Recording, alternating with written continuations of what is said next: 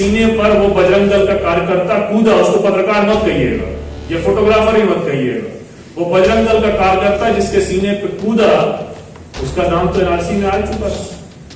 मुझे तो लोग पाकिस्तानी कह रहे हैं। सोशल मीडिया में आप चले जाएं, कोई एक ऐसी बात न्याय की लिखे, इंसानियत की लिखे, जस्टिस की लिखे, तो आपको लोग पाकिस्तानी कहेंगे। तो अगर आपको कोई बांग्लादेशी कह रहा है तो आपको भी शर्म नहीं आनी चाहिए उसमें। नॉर्थ इंडिया में रह रहा है तो पाकिस्तानी है, बंगाल और आसाम में रह रहा है तो वह बांग्लादेशी है, त्रिपुरा में रह रहा है तो बांग्लादेशी है। आसाम अकॉर्ड तो यही था ना कि नेली में जो हजारों लोगों का मैसेकेर हुआ है, जो हजारों लोग नेली में मारे गए हैं, उनकी फाइलें बंद कर दी जाएंगी अगर आसाम अकॉर्ड साइन होने के बाद। और पेपर जो लोग मांग रहे हैं वो लोग बांग्लादेश से आते हैं और त्रिपुरा के प्रधानमंत्री बन जाते हैं, मुख्यमंत्री बन जाते हैं। विप्लव देव के बारे में सबको पता है, किसने डॉक्यूमेंट मांगा? किसी ने मांगा आज तक विप्लव देव से? नहीं मांगा ना, तो फिर आपसे क्यों मांगता है? तो दोबारा आपके ऊपर एक एनआरसी का बोझ डाला जाएगा कि जनवरी से मार्च के बीच में पूरे देश की एनआरसी की चर्चा होगी। तो आपको जिस तरह से हम लोग दोबारा सड़कों में उतरेंगे कि एनआरसी नहीं होने देंगे, उस तरह आपको भी दोबारा सड़कों में उतरना पड़ेगा कि हम लोग पहली एनआरसी दिल्ली में नहीं होने देंगे और आप लोग आसाम में दूसरी एनआरसी की बात भी नहीं होने देंगे। दिल्ली और बंबई की समस्या जितनी बड़ी है उससे ज्यादा बड़ी आसाम की समस्या है। यानी जितनी महत्वपूर्ण समस्याएं देश के लोगों को दिल्ली या बंबई या बेंगलोर या गुड़गांव की लगती हैं, उतनी ही महत्वपूर्ण समस्याएं लोगों को लगनी चाहिए कि शिवसागर की भी हो सकती है, कोकराझार की भी हो सकती है, बंगाईगांव की भी हो सकती है, चिरांग की भी हो सकती है या तेजपुर की भी हो सकती है। तो ये हमें काम करने की जरूरत है। मैं खुद बहुत मायूस हूं कि हमारे दिल्ली के दोस्तों को यहां मौजूद होना चाहिए, आपके लोगों को इस तरफ मौजूद होना चाहिए और हम सबको उधर मौजूद होना चाहिए। हमें वहां बैठना चाहिए था और हम आपसे समझते कि आपके इस आंदोलन में हम क्या कर सकते हैं। लेकिन बहरहाल हर बार कहीं ना कहीं से हमें कुछ ना कुछ शुरुआत तो करनी पड़ती है।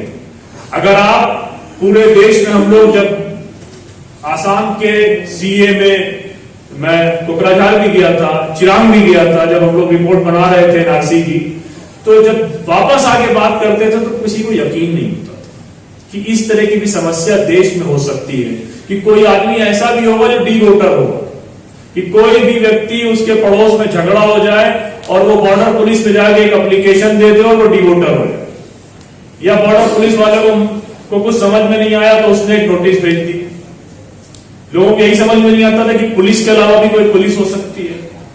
तो जब हमने रिपोर्ट बनाई थी यूनाइटेड अगेंस्ट हेट की पहली रिपोर्ट, तो उसको हमने कलकत्ता में, हैदराबाद में, बेंगलोर में और केरल में भी रिलीज किया था दिल्ली के साथ साथ। तो मैं इन सब चीजों में नहीं जाऊंगी, मैं आपसे बात करूं कि एनआरसी की समस्या कितनी गंभीर है या नहीं गंभीर है, लेकिन समस्या ये होती है कि आपके गुवाहाटी में बैठे हुए सिविल सोसाइटी के सामाजिक वो कार्यकर्ता जो दिल्ली आते हैं तो वो तो ह्यूमन राइट चैंपियन बन जाते हैं, जब वो वापस गुवाहाटी जाते हैं तो उनका स्टैंड उन्हीं की तैसा हो जाता है।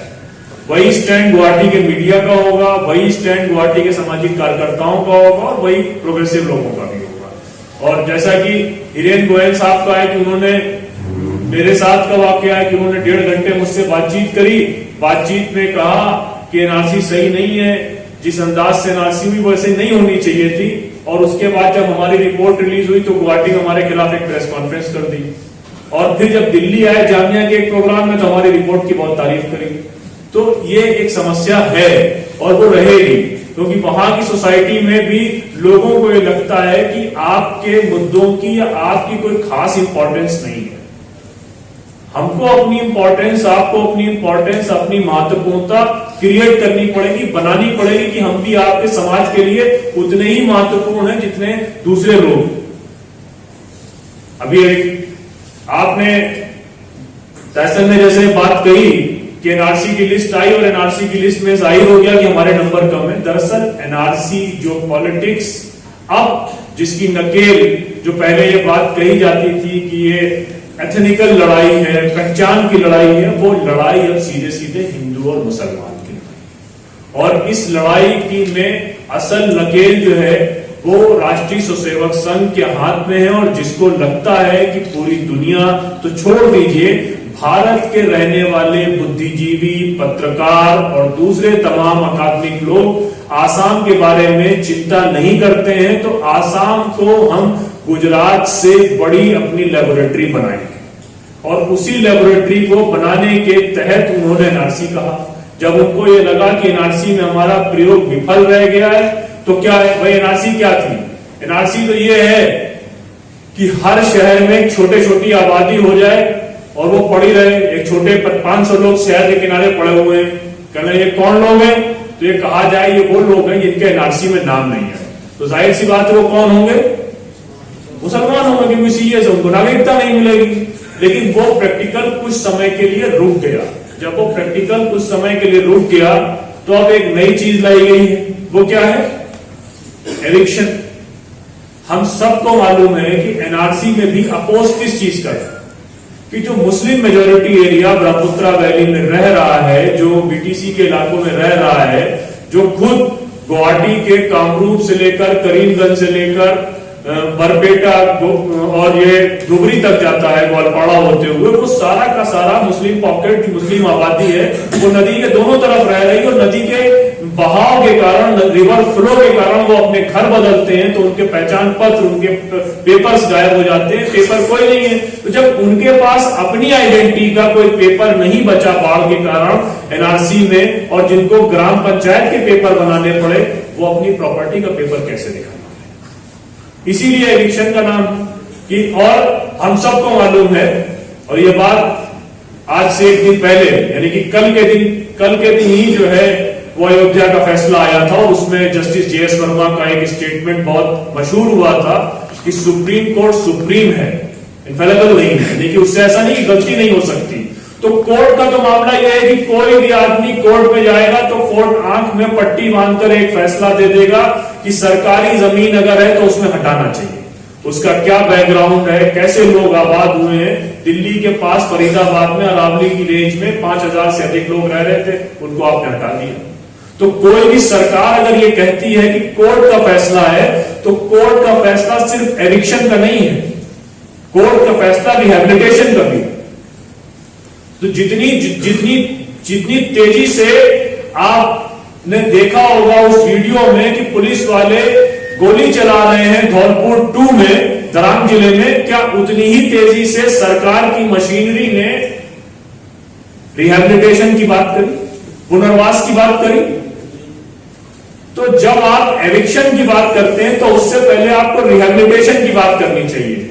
और जो आदमी मारा गया पुलिस की गोली पर, जिसके सीने पर वो बजरंग दल का कार्यकर्ता कूदा, उसको पत्रकार मत कहिएगा, ये फोटोग्राफर ही मत कहिएगा, वो बजरंग दल का कार्यकर्ता जिसके सीने पर कूदा, उसका नाम तो एनआरसी में आ चुका था। तो क्या उसके परिवार को जमीन मिली?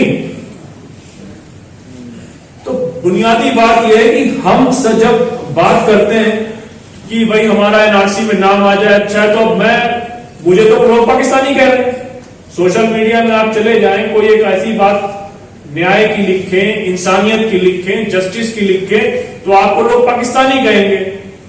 तो अगर आपको कोई बांग्लादेशी कह रहा है तो आपको भी शर्म नहीं आनी चाहिए उसमें, क्योंकि उसको किसी ने राइट नहीं दिया कि वो बांग्लादेशी कहे। क्योंकि फिर जब आप इसी भ्रम में रहेंगे तो फिर एक बार आसाम का मीडिया लिखना शुरू करेगा कि जो पिछली वाली एनआरसी हुई है, जिसमें जो है वो लोग जो है बाहर हुए हैं, उसमें बहुत से बांग्लादेशी आ गए। तो फिर जैसे आपने कहा कि वो हमको ये लगता था कि बांग्लादेशी हमें कोई ना कह दे, इस सवाल का तो कहीं कोई अंत नहीं है। नॉर्थ इंडिया में रह रहा है तो पाकिस्तानी है, बंगाल और आसाम में रह रहा है तो बांग्लादेशी है, त्रिपुरा में रह रहा है तो बांग्लादेशी है। और इसी शर्मिंदगी के कारण आपने नेली के गुनाहगारों को भी माफ किया। आसाम अकॉर्ड कौन सा जस्टिस था कि नेली की फाइलें बंद कर दी जाएंगी, आसाम अकॉर्ड पे साइन कर लीजिए। आसाम अकॉर्ड तो यही था ना कि नेली में जो हजारों लोगों का मैसेकेर हुआ है, जो हजारों लोग नेली में मारे गए हैं, उनकी फाइलें बंद कर दी जाएंगी अगर आसाम अकॉर्ड साइन होने के बाद। तो आपको लग रहा था कि चलिए आसाम अकॉर्ड साइन हो जाएगा, तो एक डेट फिक्स हो जाएगी, तो उस डेट के बाद की हमारी एंट्री मान ली जाएगी कि 77 के पहले पहले जितने लोग आ गए हैं उनको इंडियन मान लिया जाएगा। अगर आप ये साबित करते रहेंगे तो रोज आपसे पेपर मांगे जाएंगे और आप पेपर नहीं दिखा पाएंगे। और पेपर जो लोग मांग रहे हैं वो लोग बांग्लादेश से आते हैं और त्रिपुरा के प्रधानमंत्री बन जाते हैं, मुख्यमंत्री बन जाते हैं। विप्लव देव के बारे में सबको पता है, किसने डॉक्यूमेंट मांगा? किसी ने मांगा आज तक विप्लव देव से? नहीं मांगा ना, तो फिर आपसे क्यों मांगता है? क्योंकि आप दिखाने को तैयार होते हैं। अगर आपको ये लगता है कि दोबारा से आप पे प्रेशर पड़े और एक बार फिर, तो दोबारा आपके ऊपर एक एनआरसी का बोझ डाला जाएगा। जो नेशनल एनआरसी जिसके बारे में चर्चा हो रही है कि वो जनवरी से मार्च के बीच में अनाउंस करी जाएगी, दोबारा से डॉक्यूमेंट आने शुरू हो गए हैं कि जनवरी से मार्च के बीच में पूरे देश की एनआरसी की चर्चा होगी, तो फिर वो आपका नाम लिया जाएगा। तो आपको जिस तरह से हम लोग दोबारा सड़कों में उतरेंगे कि एनआरसी नहीं होने देंगे, उस तरह आपको भी दोबारा सड़कों में उतरना पड़ेगा कि आपने 77 से लेकर 2019 तक, 77 से लेकर 2019 तक पूरी आसामी सोसाइटी को, पूरे आसाम के समाज को एक उलझन और एक एंजाइटी का शिकार बनाया कि किसका नाम एनआरसी में आएगा, किसका नहीं आएगा। दोबारा हम नहीं डालेंगे, और जो गलती आपने पहली बार करी है वो हम लोग दोबारा नहीं करने देंगे यहां पर। तो ये इस बात पे एग्रीमेंट होना चाहिए कि नहीं होना चाहिए कि हम लोग पहली एनआरसी दिल्ली में नहीं होने देंगे और आप लोग आसाम में दूसरी एनआरसी की बात भी नहीं होने देंगे।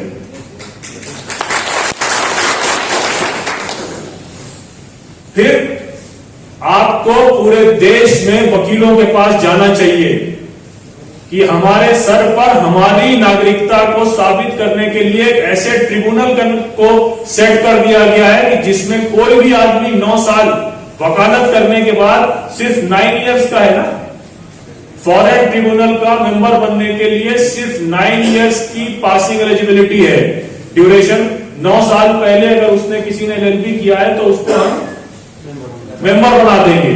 तो एक व्यक्ति जिसने 9 साल पहले एलएलबी किया है वो हमारी नागरिकता नहीं सिद्ध कर सकता, क्योंकि अगर उसका काउंटर आपको करना है तो डिविजनल बेंच हाईकोर्ट जाना पड़ेगा। कितने लोग आसाम में डिविजनल बेंच हाईकोर्ट जा सकते हैं? आप जिसको एक्सेप्ट करते हैं, ट्रिब्यूनल में हम जाके एक्सेप्ट कर लेंगे, वो ट्रिब्यूनल में चढ़ा देंगे। ट्रिब्यूनल में मेरी अपनी फाइंडिंग है कि 35% वो लोग हैं जो जजेस की फैमिलीज के और बीजेपी लीडर्स के रिलेटिव हैं। 20% जजेस की फैमिलीज के लोग हैं, इमीडिएट फैमिलीज के लोग।